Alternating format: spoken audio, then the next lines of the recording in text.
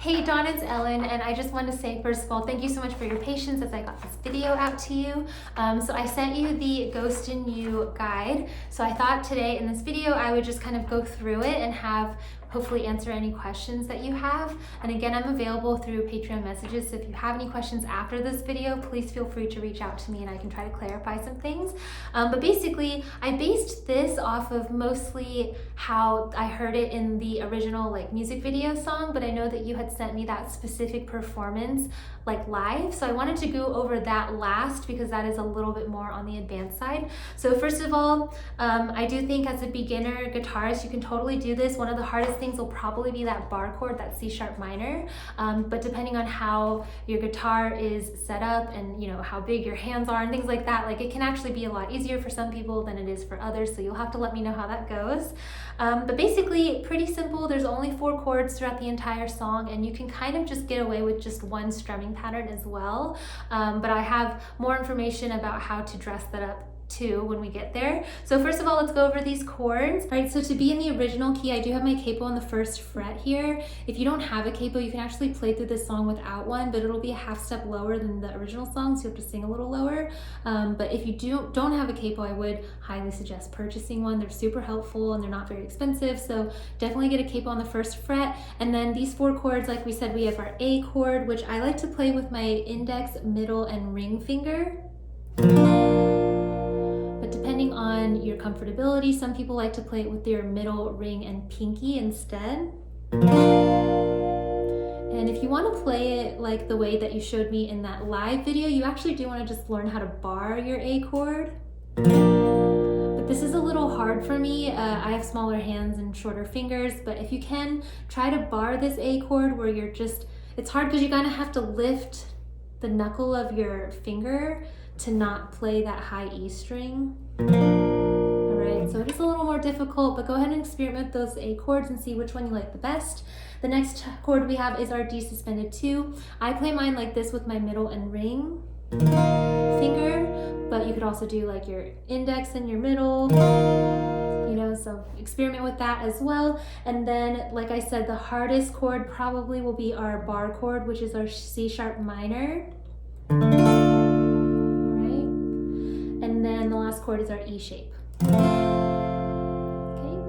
and this is pretty traditional for E, so you can just fret it like that. But those are the chords we need to know for this song. And then, as I said on the guide, I have a couple of optional fretting fingers that are circled in red. So let me go ahead and go over those as well. So when you have your A chord on like this with your index, middle, and ring, you can see your pinky's kind of hanging out and is free to hammer on or kind of add to the chord. So what I'm doing is I'm taking my pinky and putting it on the string right above my ring finger. If you put your pinky there, you kind of do an A suspended chord instead. So if you add that into your cover, it sounds really a lot like the live version, but in my opinion, it's an easier way to do that. So try that out if that's comfortable. And then for our D suspended, if you play it with your middle and ring finger, then you can add your first finger to this high E string, and then that'll be kind of like a hammer on to go from D suspended 2 to your regular D. If you wanted to do it like a regular D like this, you could also just take off your middle finger and then add it. So 2 different options for that little hammer on there. And then for your E shape, C sharp minor is just gonna, be C sharp minor. And then for your E shape, what I like to do is take my pinky and I'll add that here on the 2nd fret of the high E string. All right. And you'll hear when we play through the song how you can kind of add that in as well. And these are all just really optional notes, but if you can add them in, it's a really easy way to kind of dress up the song and make it sound a little bit more like that live performance you sent me. Now, as I said in the guide, you do want to kind of just start with the basic chord shapes and make sure you can get those memorized and transition back and forth between those first. The hammer-on notes or the extra little frilly notes that are circled in red, I would add those on later in your practice once you get used to playing through the song with just the basic chord shapes, okay?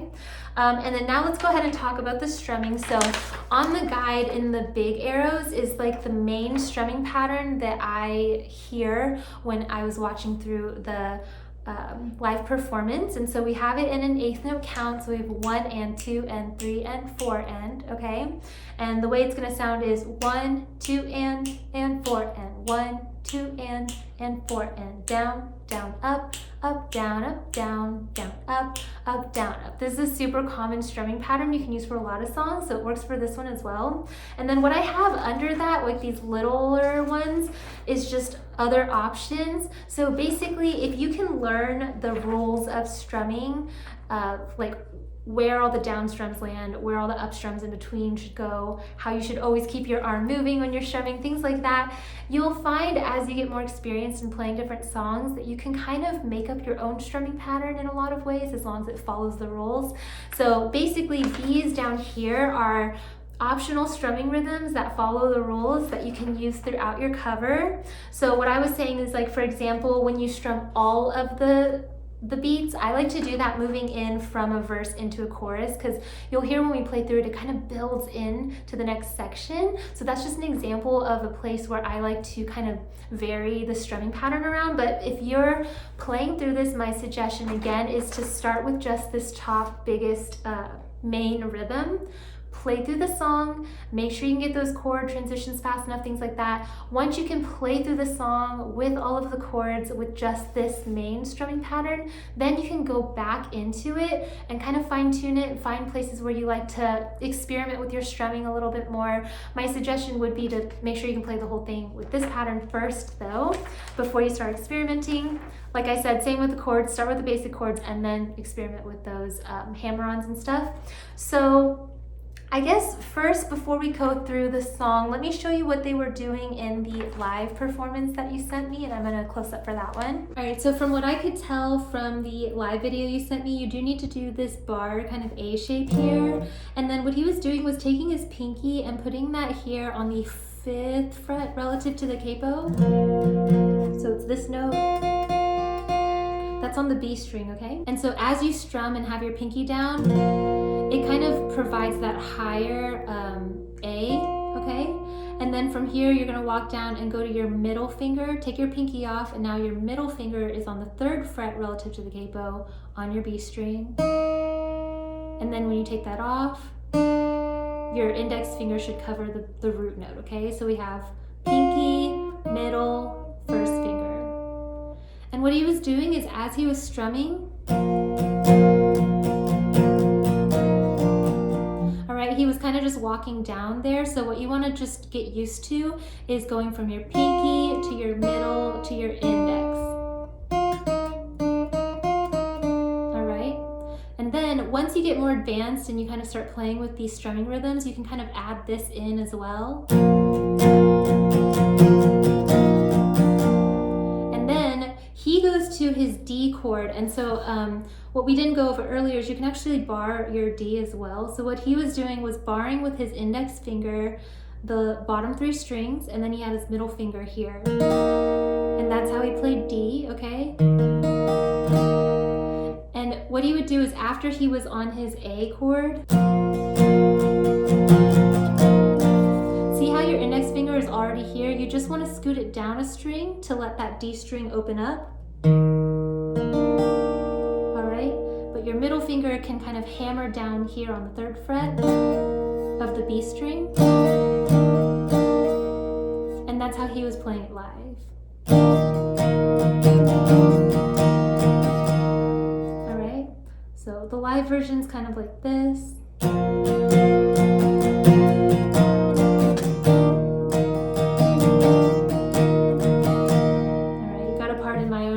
They're not that good.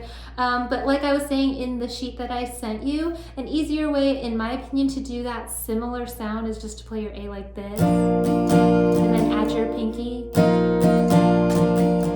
It's not exactly the same, but it sounds pretty close. And then same with the D. So you could be like, something like that, just different different ways to play around with those hammer-ons with the other chord shapes, but if you want to play it the way he was playing it live, that's how I would suggest doing it, is barring everything.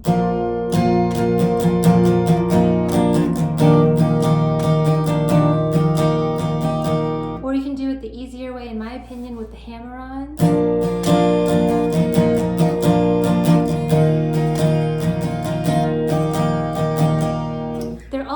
Similar, so just figure out which one you like.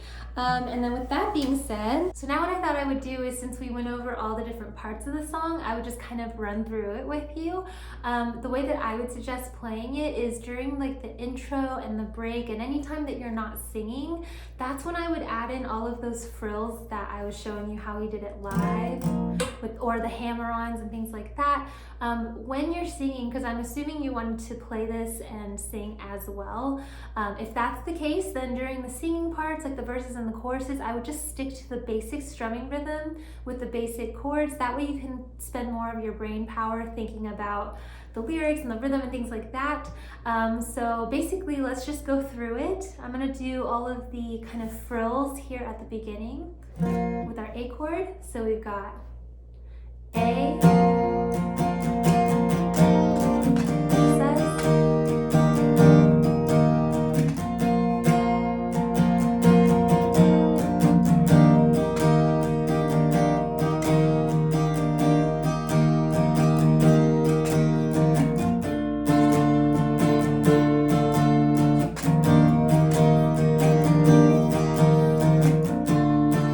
heading into verse 1.